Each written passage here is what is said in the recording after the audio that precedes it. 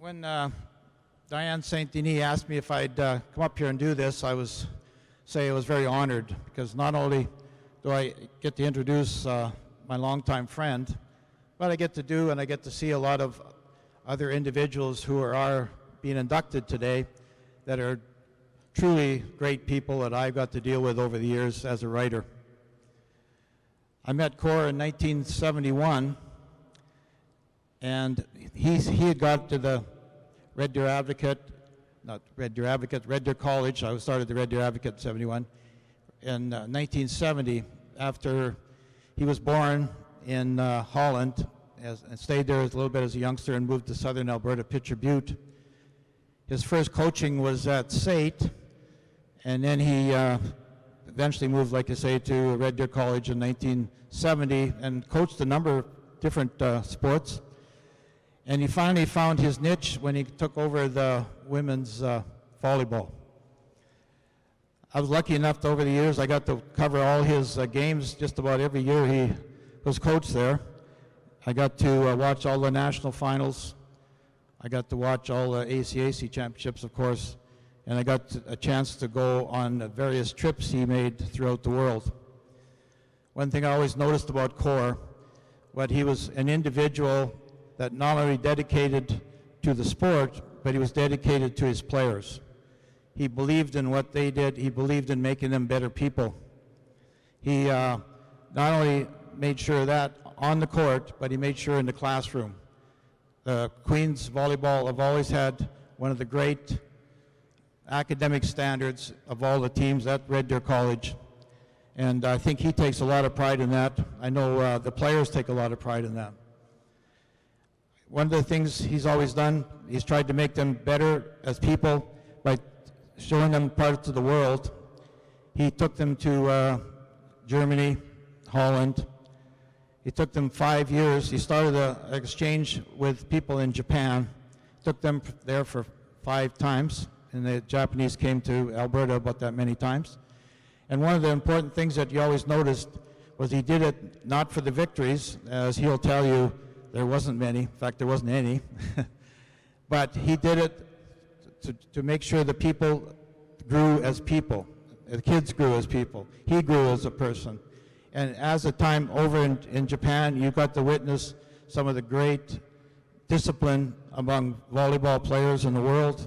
And some of that rubbed off on his teams as they came back and were outstanding. He came over there, he showed a lot as growing as himself as he went over there, and he did a speech in the Japanese one day, got it arranged. It was a short speech, but it was impressive, and they loved him over there for it. He also taught a class over there one day, and Mr. Godo, who was the head of the delegation over there, he got him to teach us about an hour class, and Cor came back and he had this weird look on his face afterwards, and he goes, "I don't think they liked me. They were all sleeping." But Mr. Godo came in and he said, no, that's just the way they were. They were relaxed and listening to him, so it was impressive. And one other thing, that when he was he took his team to Hawaii one year and and over there, and they were in a match, and this guy that was coaching the opposition, he was a little off the rocker, let's put it that way. And he came over and took a swing at Cor after there was some argument about a play. And Cor showed his team and everybody else there what it was like to be disciplined and under control as he took his team, turned, took his team, and walked away. And he got appreciated and a lot of accolades from all the players and all the people in Hawaii. I could talk about all these accomplishments, but you can see those in his program there. He was unbelievable. I'm so proud to be able to introduce one of my best friends, Cor Ouwerkerk. Thank you very much, Danny. Those are very kind words. I don't even know what to say after this. Mr.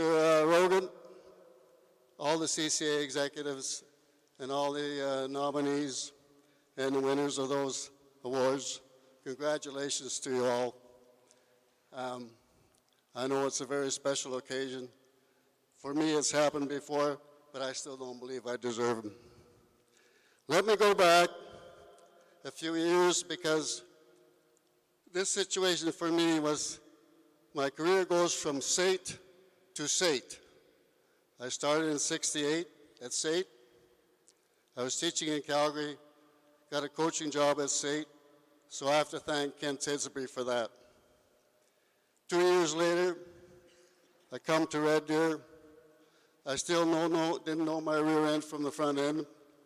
And Wayne Lawler and Don Snow were two executives, as administrators whom I had great respect for, and they helped me all along in my younger years.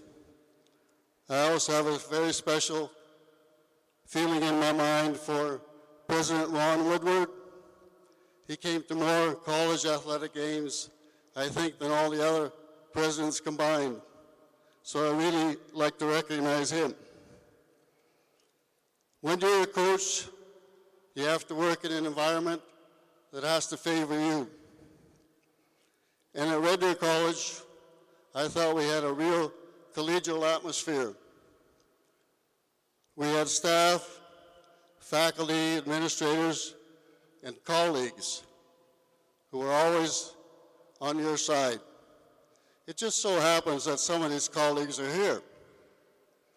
And between them, Mr. Hansen, and congratulations, Mr. Furchek again, and Talbot Walton, between them, even though they let me do what I wanted to do, they won 10 times as many national championships as I have, and why am I up here?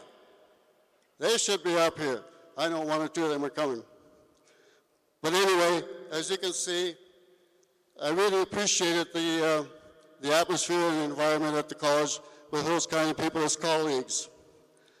Special thanks should also go to my assistant coaches who were volunteers, and one of them is here. He was the best of the bunch, Todd Coughlin, now at Lethbridge. Thanks, Todd.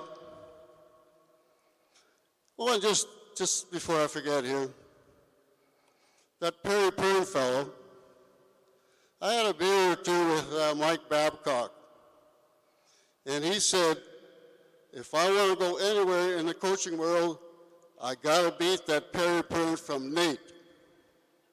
Did you do that, Perry? I didn't mean to bring that up.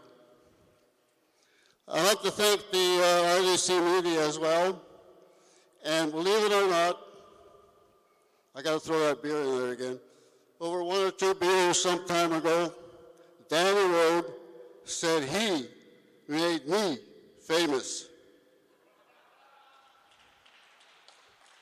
And I said, the reason you're famous, he's in the Alberta Sport Hall of Fame, is because you had good stories to write about the winner.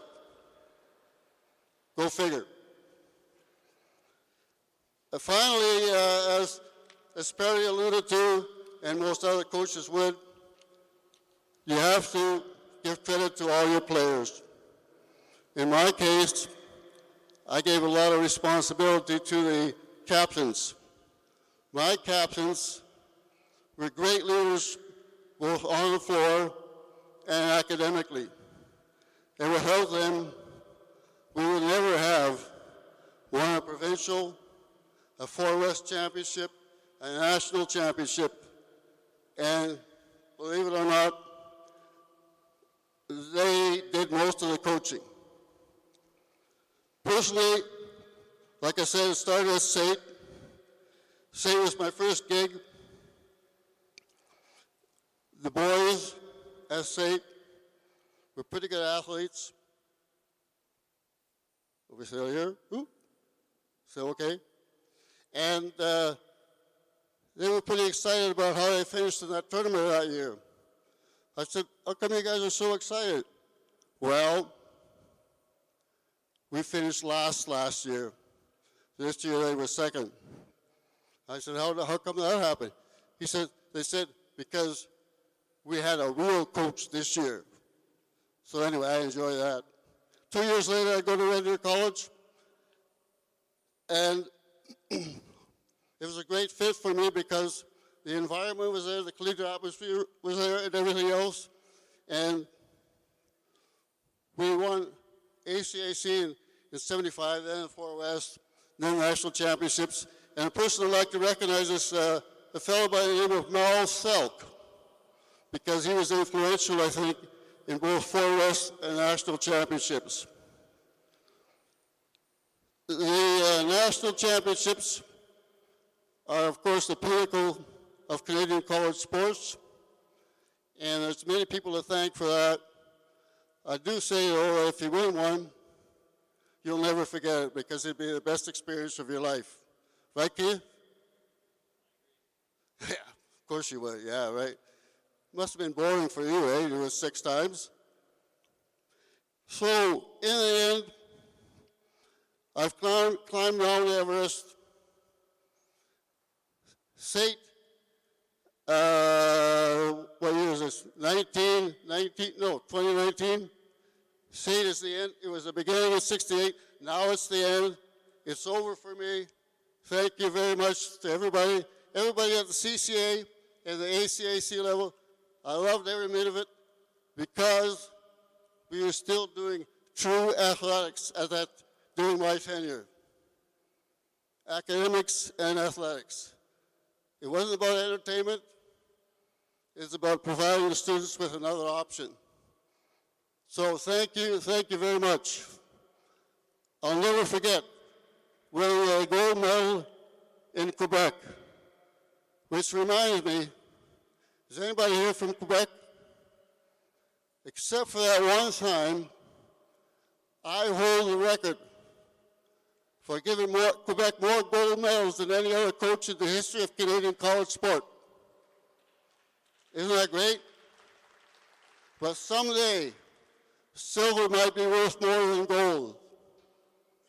Thank you very much.